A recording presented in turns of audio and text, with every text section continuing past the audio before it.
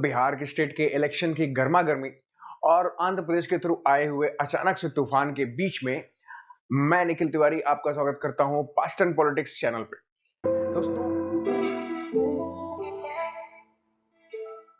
दोस्तों ट्रंप की चिल्ला चिल्ली के बावजूद इंडिया और यूएसए के बीच में एक सिक्योरिटी एग्रीमेंट हो ही गया। अब ये सिक्योरिटी एग्रीमेंट क्यों हुआ है, कैसे हुआ है, इसकी डिटेल में जानेंगे। अगर हम पीछे के टाइम में देखें तो 2016 से ही इंडिया और यूएस के बीच में बड़े बड़े सिक्योरिटी जो पैक्ट्स हैं वो होते आए हैं। सबसे पहला लेमुआ 2016 लॉजिस्टिक एग्रीमेंट था। इंडिया और यूएस की जो आर्मी है वो एक दूसरे के मिलिट्री बेस इस्तेमाल कर सकती, फ्यूल सर्विस इस्तेमाल कर सकती, रिपेयर सर्विस इस्तेमाल कर सकती। 2018 में होता है कॉमकासा एक्ट, इंडिया और यूएस के बीच में एक सीक्रेट कम्युनिकेशन यानी इनक्रिप्टेड कम्युनिकेशन लाइन बनाता है। मैसेज के आने और जाने इसमें तीसरे का कोई रोल नहीं होगा। अब थर्ड है आपका बेका, बेसिक लॉजिस्टिक जो एग्रीमेंट है, बेसिक एक्सचेंज एग्रीमेंट है। इसके थ्रू जो जियो सैटेलाइट्स के जो इमेजेस हैं, गलवान वैली में यूएसए ने बताया था कि चाइना किस तरह से एग्रेशन कर रहा है, खैर तो वो सैटेलाइट इमेजेस इंडिया एक्सेस कर सकता है।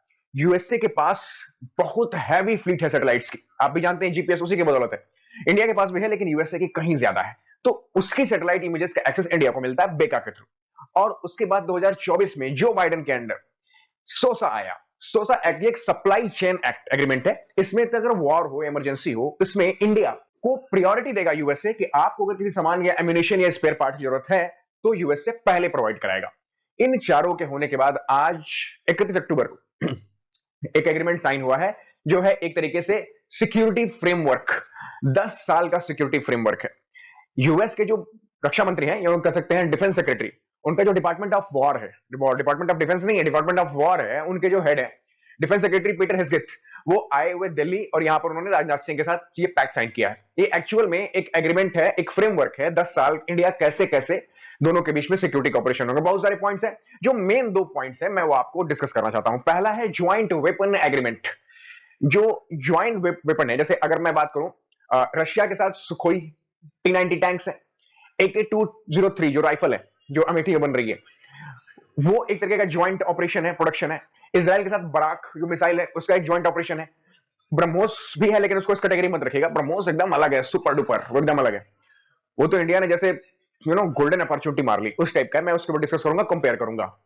लेकिन यूएस के साथ भी ये एग्रीमेंट हुआ है कि दोनों मिल करके एक वेपन एग्रीमेंट का एक वेपन डेवलप करेंगे। अंडर वाटर एग्रीमेंट भी साइन हुआ है, जो अंडर वाटर जैसे पनडुब्बी या सबमरीन है उसको किस तरह से यूज करना है, ये भी यूएसए और इंडिया के बीच में कोऑपरेशन होगा। यूएसए डिजाइन और टेक्नोलॉजी बना करके देगा, इंडिया अपने यहां प्रोड्यूस कर सकता है, ठीक है। और जो दूसरा सबसे इंपॉर्टेंट है, जो इस सिक्योरिटी पैक्ट को सिर्फ लिखा पढ़ी से ऊपर भी कुछ बनाता है, और वो है मिलिट्री लिएजन ऑफिसर का पोस्टिंग। मतलब कि यूएस मिलिट्री का एक senior officer rank Delhi defence headquarter में बैठेगा, जो कम्युनिकेशन बनाएगा यूएसए से, और इंडिया मिलिट्री का जो एक सीनियर ऑफिसर रैंक होगा वो हवाई में जो इंडो पैसिफिक कमांड है यूएसए की, वहां बैठेगा, ताकि इंडिया के साथ जो उसकी कम्युनिकेशन है वो आराम से हो सके। दोस्तों होता क्या है कि जब कोई सिचुएशन पड़ती है, जरूरत पड़ती है, तो हमें बातचीत करनी पड़ती, तो हम किसको बोलेंगे वहां पर, वहां कौन रिसीव करेगा मेरा मैसेज। तो ये मामला अब हट गया है, अब ये सीधा हो गया है कि इनका ऑफिसर हमारे यहां और आपका ऑफिसर इनके यहां बैठेंगे, दोनों आपस में बात करेंगे। तो ये एक बहुत अच्छी चीज है। एज एन इंडियन, जब से ट्रंप का टेन्योर शुरू हुआ है, हम लोगों का विश्वास डोल गया है, एकदम डोल गया है।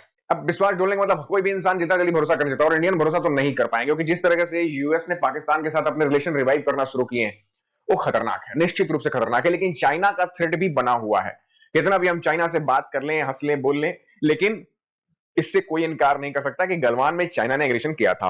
अब मैटर आता है ऐसा क्या हो गया, ऐसे इतना तो मामला बिगड़ा हुआ था, फिर ये सिक्योरिटी पैक्ट कहां से आ गया। दोस्तों ये जो इकोनॉमिक कॉपरेशन है ना, ये टॉक्स चलती रहती है, लेकिन यूएसए भी जानता है कि अगर उसे चाइना को काउंटर करना है तो इंडो पैसिफिक में, एशिया में भारत से अच्छा पार्टनर मिल ही नहीं सकता है।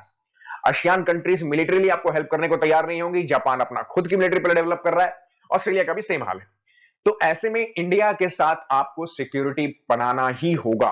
तो जैसे इंडिया हैंडल करता है रशिया और यूएसए को, उसी तरह से यूएसए भी अब हैंडल करना शुरू कर दिया पाकिस्तान और इंडिया को, ठीक है। बिल्कुल सावधानी की बात है। अब हम इतने जागरूक हो चुके हैं कि हमें ये पता है कि हमें बहुत आंख मूंद के नहीं चलना, और इंडिया का भी आंख मूंद के नहीं चलता। यूएसए ने हर तिकड़म अपना ली, टैरिफ लगाए, सैंक्शन लगाए, बातचीत की, प्रलोभन दिया, लेकिन नहीं, रशियन ऑयल चल रहा है। हाँ, डॉलर में अब व्यापार नहीं हो रहा है, रुपये और दिरहम में व्यापार हो रहा है। ऐसे इंफॉर्मेशन आ रही है कि दिरहम और रुपये में व्यापार हो रहा है, लेकिन रशियन ऑयल आ रहा है। तो इंडिया ये मान नहीं रहा, तो बैलेंस कर रहा है। ये सिक्योरिटी पैक्ट कितना कारगर होगा? देखिए, कारगर तो होगा, क्योंकि चाइना का थ्रेट अगर कंटेन करना है, यूएसए की हेल्प लेना है। लेट्स सी कहां तक ये पैक्ट जाता है, क्या होता है, क्योंकि वेपन्स तो यूएसए ने साल दर साल पाकिस्तान को ही ज्यादा प्रोवाइड किए हैं। और अब एक नया ये जो यूएस जो सिक्योरिटी एग्रीमेंट है, ये दिखाता है इंडिया की जरूरत, इंडिया से ज्यादा इस सिक्योरिटी एग्रीमेंट की जरूरत यूएसए को है। ये दिखाता है कि यूएस कितना भी चिल्ला चिल्ली कर ले, लेकिन वो भारत की जरूरत को इनकार नहीं कर सकता। भारत को भी ये चीज पता है, और इसीलिए वो एकदम आराम से अपनी बार्गेनिंग की जो ट्रेन है वो चला रहा है। Let's see what happens. जय हिंद।